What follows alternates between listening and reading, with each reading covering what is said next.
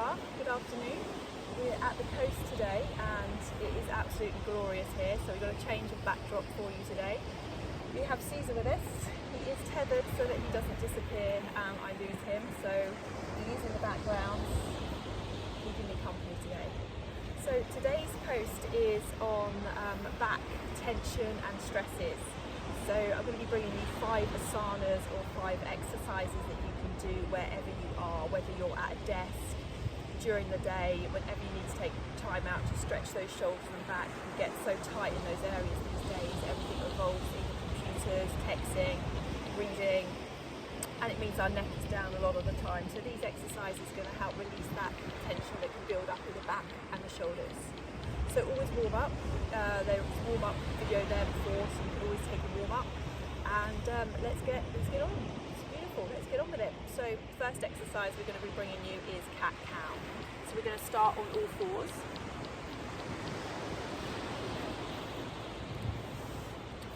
So coming onto all fours.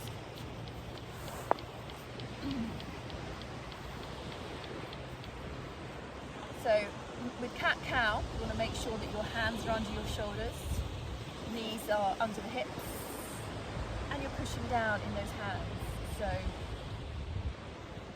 you're grounding down in those knees and hands. You're not sinking in that chest, okay? You want to stay lifted, be in control of that chest, okay? We're building, strengthening. Draw that belly button in and up. And we're going to take our cat-cow. So breathing in, I want you to stretch forward, reach that head forward, and look up to the sky. Stretching those shoulder blades away from the neck, drawing them back together in the spine. And then as you breathe in, rounding that back, drawing that belly button up to the sky. Breathing out, belly button comes down, head looks up to the sky, stretching through those shoulders. Breathing out, rounding that back, drawing that belly button up to the back of the spine. And just take your time, work through this. It's a real beautiful move. For getting mobility in that spine. Really work with that breath. Aim for 5 to 8 breaths.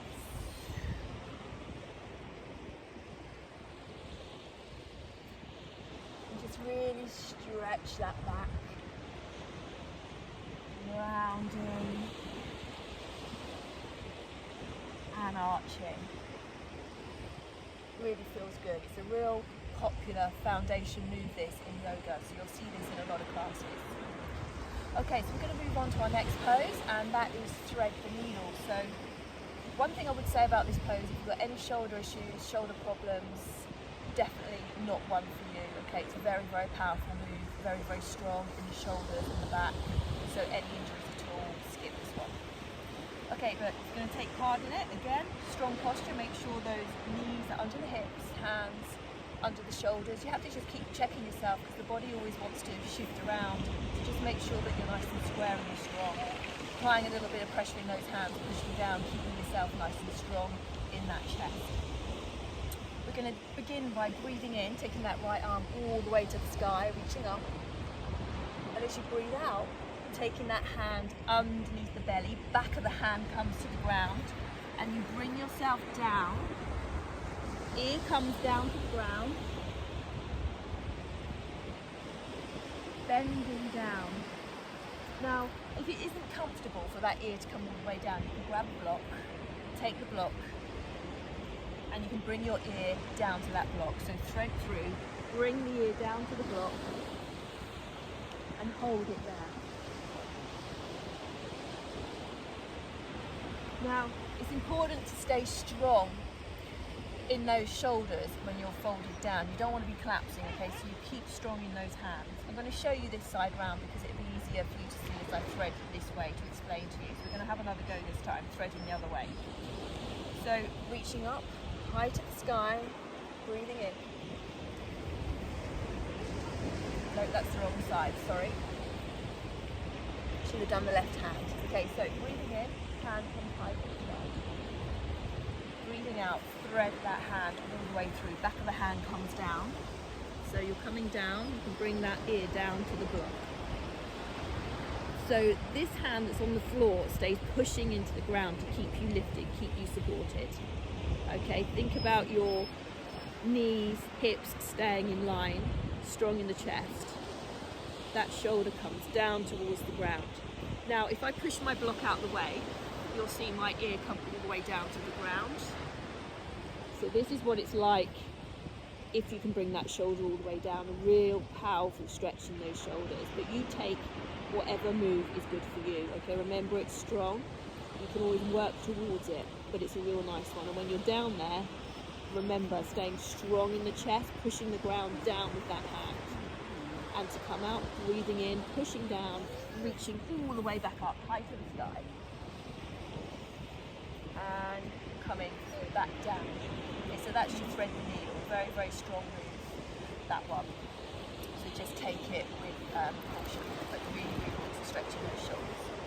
Okay, so we're going to move into our third pose, which is fixed pose. Now, I love this pose. It feels like a real therapeutic pose. So you're going to come down onto your belly. You're going to stretch those legs out behind you and relax them down into the ground. You're going to keep your hand out in front of you, nice and spread fingers. Elbows under those shoulders, reaching up, pushing down in those forearms, pelvis pushing into the ground.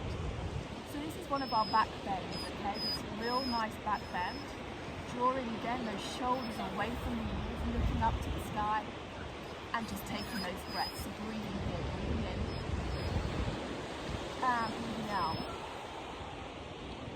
You'll feel all sorts of moves going on in your back when you're breathing. Okay, so as you breathe in, think of lifting, pushing down in those forearms, away, shoulders away from you.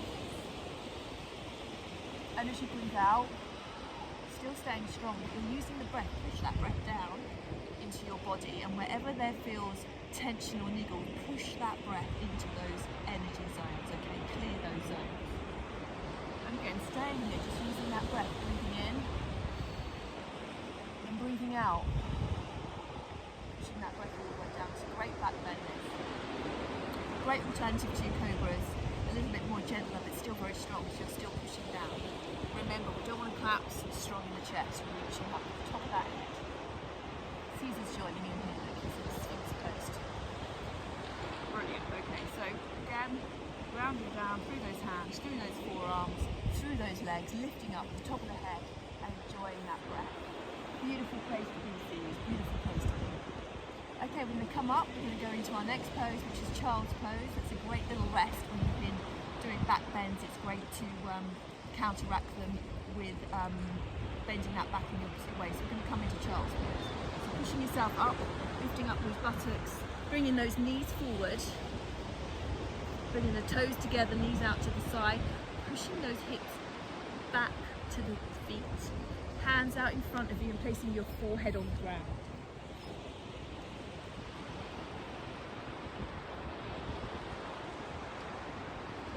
So this is your child's pose. We use child's pose a lot in yoga as a relaxation pose in between moves. But it's really good when you've been doing back bends to use child's pose to relax that back after you've been bending it. So this is our child's pose. You can use it as an asana, use it as just to take a break. You can bring the hand down lower, you can bring the fingertips together, they call it diamond pose with the hands, and bring the forehead down to the ground.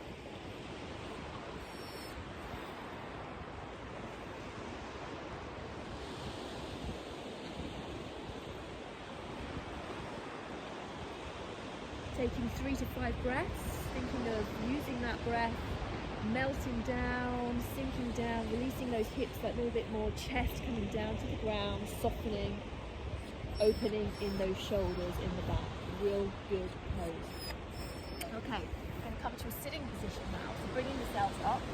I'm going to use my block. I like using my block for my sitting postures because I just find it just lifts me up a little bit off the ground. So coming onto my block, sitting, you sit however's comfortable for you, whether it's on a block, on the ground,